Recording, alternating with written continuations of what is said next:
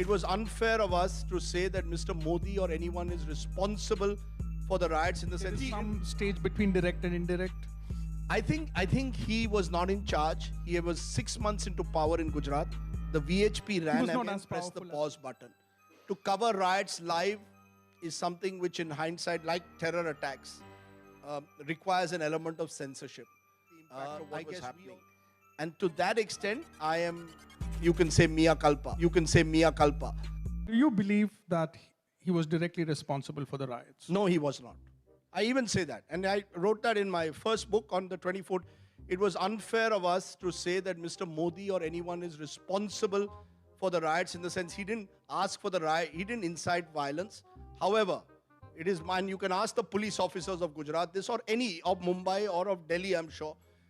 No riot in this country takes place without the complicity or incompetence or both of the government in power.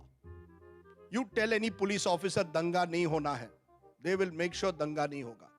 So what does that mean? So was he directly responsible, or there is some stage between direct and indirect?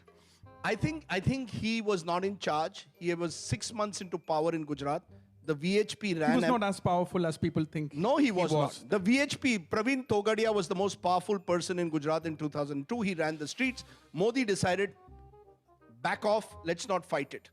And also somewhere, I think, unfortunately, he realized that there is political capital in violence. That's my assumption. So I have no proof of that. No, I interviewed Togadia around that time. He said that for every word that you English media, posh people write about Modi and BJP, we will get 10,000 votes.